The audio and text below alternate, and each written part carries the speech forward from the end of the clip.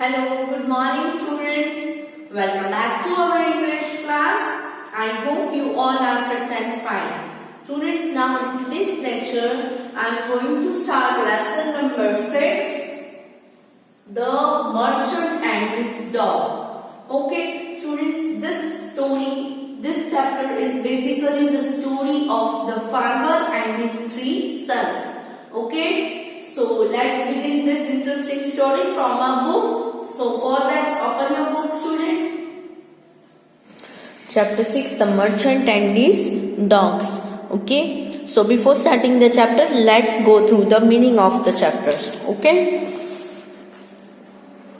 here prospered means become rich, बड़ा आदमी बनना. Alms means money. Alms means money, food or clothes given to the poor people. Alms means what? The money, food or clothes given to the poor people. Next is venture. What is next? Venture. To go somewhere. कहीं पे चले जाना. To go somewhere. Here, इधर इस chapter में venture का meaning है to go somewhere. Next is bandits. Bandits मतलब robbers. Robbers मतलब जो चोरी करते हैं. The one who theft. Okay, जो चोर होते हैं, चोरी करने वाले जो होते हैं उसको robbers बोलते हैं. Next is pestering. Pestering means arguing repeatedly. Repeatedly argument करना.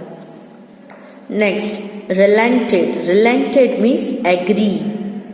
Prudent means wise. Stunned. Stunned मतलब astonished, very surprised. Okay, next is adamant. Adamant means stubborn. Adamant means stubborn, पुरानी सोच वाला. Convince. Convince means to make somebody agree to do something.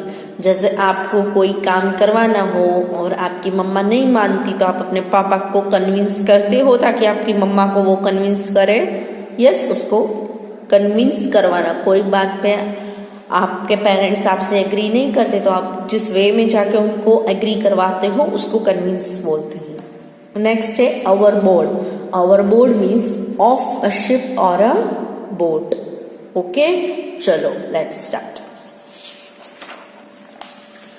Students, come on page number 6363. Moving on. Once upon a time, there was a loving family of 3 brothers who lived with their father. Okay? ये एक story है किसकी? एक happy family की जिसमें थे 3 brothers अपने father के साथ रहते थे. Just before their father died, he gave them each 1,000 gold dinars. Okay, now बोलते ना कि 100 रुपीस दिए, 1,000 रुपीस दिए. उस टाइम पे दिनार बोलते थे, गोल्ड की गिन्नियां.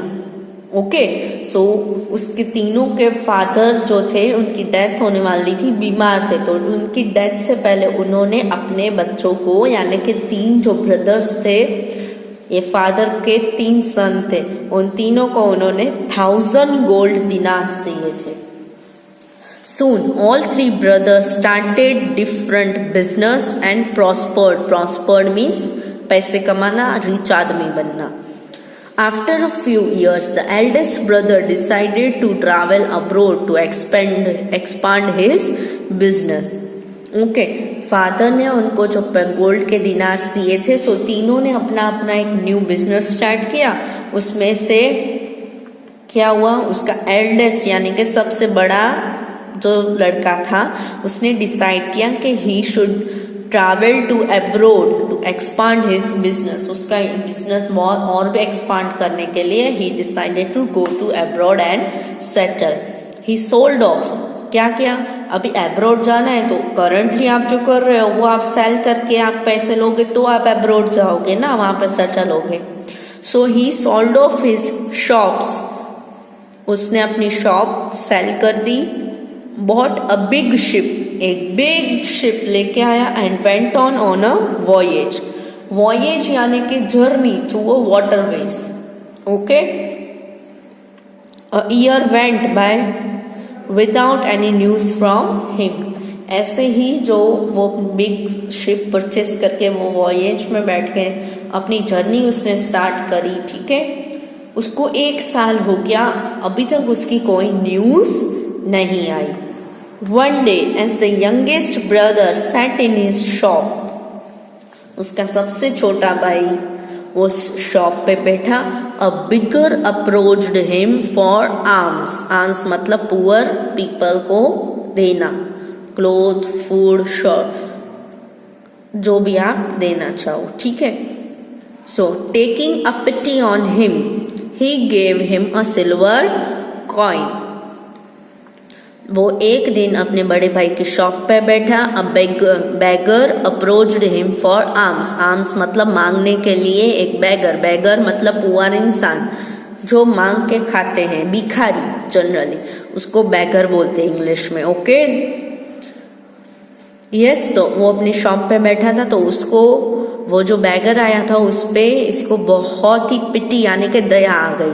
सो उसने उसको क्या दिया, he gave him a silver coin दे दिया।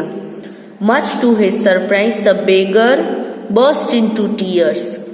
और कोई बेगर यानी को कोई मांगने वाले को एक सिल्वर कॉइन दे मीन्स वो बहुत बड़ी बात हो गई है, ठीक है। सो वो देखे कि उसने उस बैगर को सिल्वर कॉइन दे दिया, so that beggar started crying. Oh, what fat! He cried bitterly. जोर जोर से रोने लगा। One brother is giving alms to another. अर्र, क्या हुआ बेटा? See here, one brother is giving alms to another. मतलब उसी का भाई उसके दूसरे भाई को आर्म्स दे रहा है। It was only then the youngest brother realized who he was.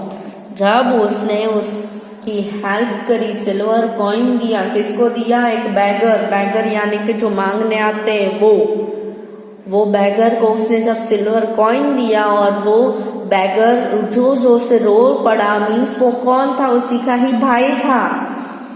Yes, और फिर जब उसने रो के बोला तब उसको रियलाइज हुआ कि ये तो मेरे बड़े भैया हैं। So it was his long lost brother. He took him and offered him a bath and a hot lunch. Okay, अपने भाई को देखा इस हालत में तो वो उसको अपने घर लेके गया, उसको बोला कि आप बाथ ले लो और फिर हॉट लंच उसको प्रोवाइड किया। After he had freshened up the elder brother narrated his sad tale मतलब स्टोरी, कि उसके साथ ऐसा क्यों हुआ, वो तो भाई जर्नी पे निकला था, ऐसा क्या हुआ कि वो इतने अमीर आदमी में से एकदम पुअर बन गया, गरीब बन गया।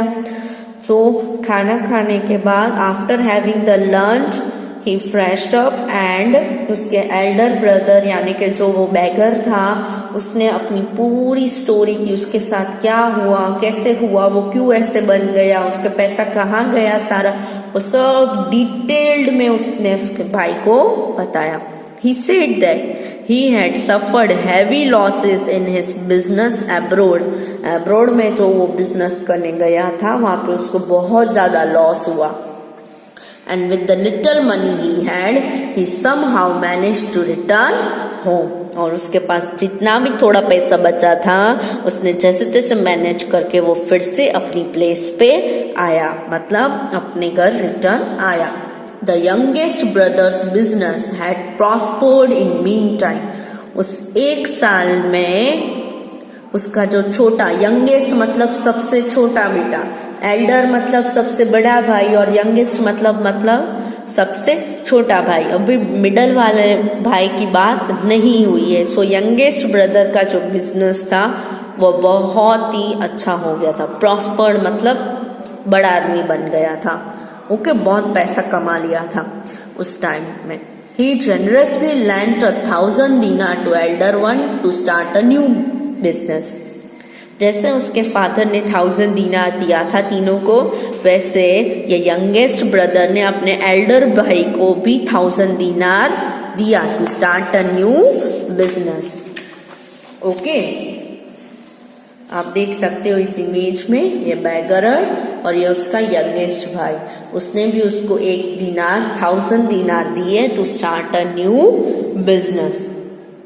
After a few month later, उसके कुछ महीने बाद, the second brother has also decided to venture out, second brother ने भी डिसाइड किया कि वो अपना बिजनेस बाहर फैलाएगा, एक्सपांड करेगा. Within a year he too was reduce to same state as the eldest brother.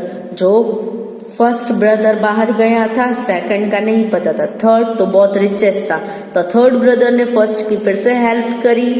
Okay, उसके बाद उसके दूसरे भाई ने भी, सेकंड ब्रदर था, उसने भी बाहर जाके अपना बिजनेस एक्सपांड करने का सोचा.